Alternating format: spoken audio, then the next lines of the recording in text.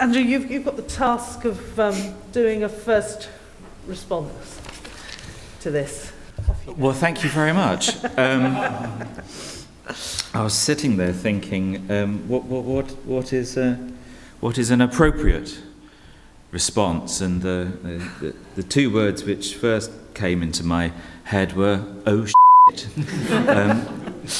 The next thought that was kind of mouldering away at the back of my mind is this, it being International Women's Day, a sort of a sense of classic male, white, middle-class guilt for not being a woman on International Women's Day on a panel. I feel that I'm kind of the wrong person for the job. And then I thought, to add to my guilt, I thought somehow or other I seem to have stolen Jean's pen. No. Well, it's certainly got her name on it anyway. And it makes the rather unusual claim, Jean, that you're made from used packaging, which I find quite difficult to believe. Another minor little correction I should add in. I was promoted in the original introduction, and unless somebody wants to throw me an honorary degree this evening, I'm not a doctor. Frankly, after doing a master's at the LSE, that I had quite enough of academia. Maybe I'll go back one day. But the other thing which is kind of problematising my response this evening is that I've spent the day thinking and writing about beetles. In particular, the rather fabulously named Namibian fog-basking beetle, which you might think has got very little to do with climate change and adaptation, but you'd be wrong. Because the extraordinary little thing, and beetles, much underrated, by the way, there is about sort of, last count, about 350,000 known species of beetle, compared with only about 4,000 mammals. Most of the beetles have been around since the time of the dinosaurs. We haven't. They're clever little fellas, and the Namibian fog-basking beetle has got a great trick. It lives near the coastal areas, and at night time, it climbs up onto the top of the dunes. It's got this sort of matte black back with little dimples on it. And it sits there, and as the temperature changes with the fogs that come in off the sea, water condenses on its back. And then in the morning, just before the sun comes up, it tips its back up, pours the water into its mouth. Clever little fella. And it's been copied to develop seawater-based greenhouses in arid regions, so that where you have extreme water stresses, you can learn a trick or two from the beetles. And coming from work for an organisation called the New Economics Foundation, and I can't help thinking that the pseudoscience of economics has got an awful lot to learn from the real science of ecology. And that's not the only beetle. There were two others as well. I have to tell you about these. There's the bombardier, which has got a great little defence mechanism, which is that it can fire a pulse of extreme heat to repel enemies, which is now being used to develop more effective kinds of fire extinguisher, which may well be more useful in a warming world.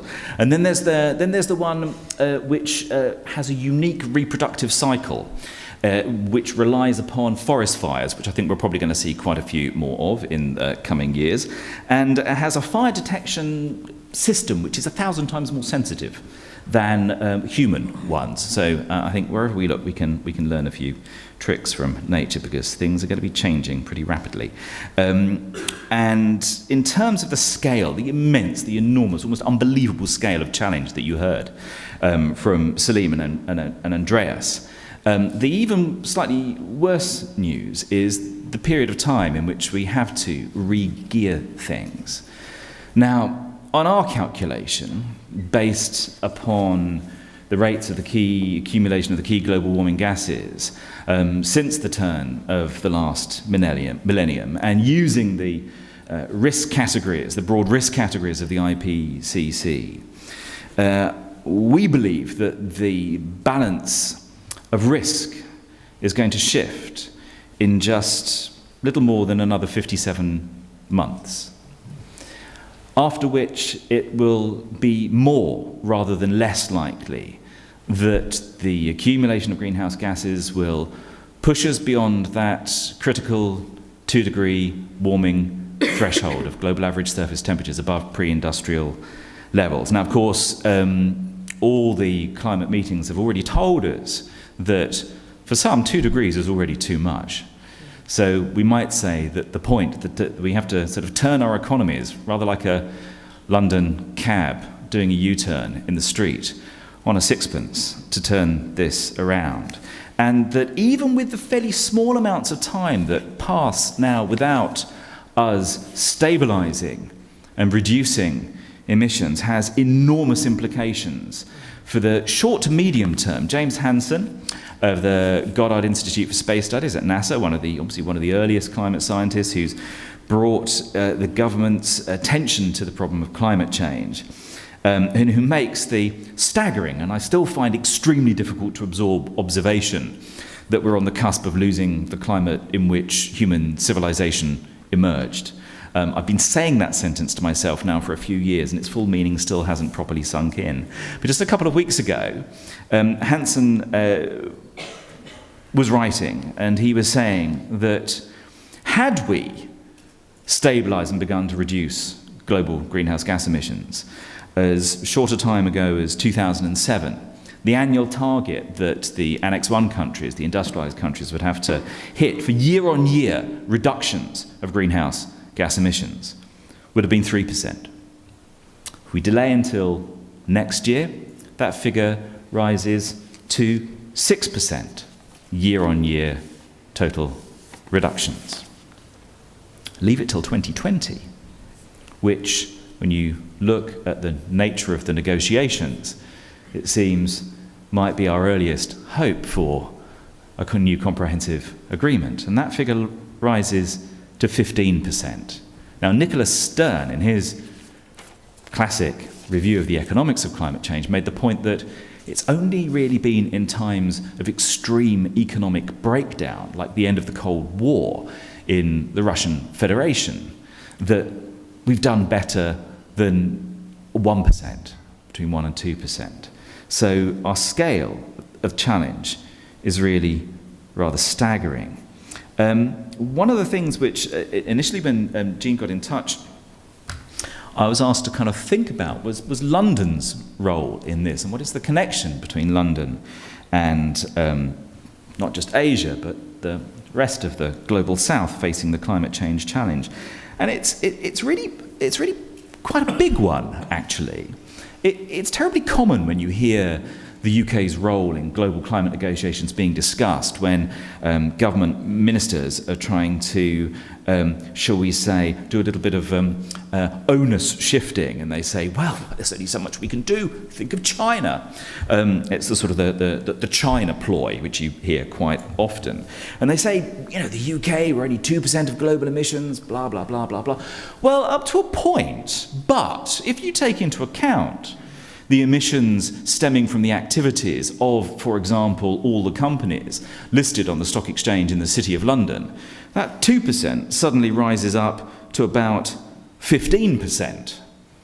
If you take account of the fact that the now nationalised Royal Bank of Scotland, which used to advertise itself as being the oil and gas bank, until a few activists made a point of it and the website sort of disappeared overnight. And you think of them as being one of the most major investors in new exploitation of fossil fuel reserves, and the fact that it is now entirely within the ambit of government to set the portfolio investment priorities of a bank like RBS, and the fact that everyone here who is a UK taxpayer owns this bank, our role is rather large. And you think of the fact that, thinking about Bangladesh just a couple of years ago, when a company called Asia Energy PLC listed on the London Stock Exchange with long-term intentions to exploit somewhere in the region of 400 million tonnes of coal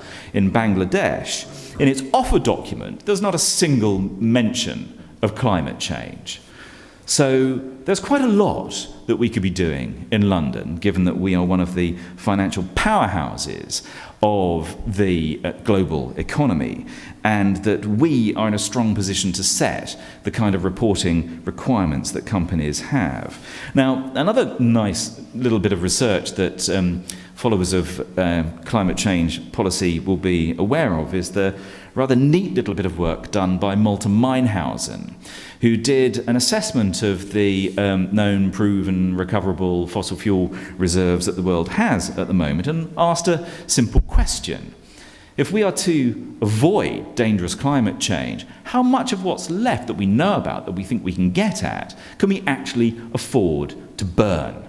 And he came to the conclusion that less than half is available for our use, which raises an interesting little intervention that could be made in the City of London, because fossil fuel companies have to list proven, possible and probable reserves that they have access to. But what if we were to insert a new category of unburnable carbon?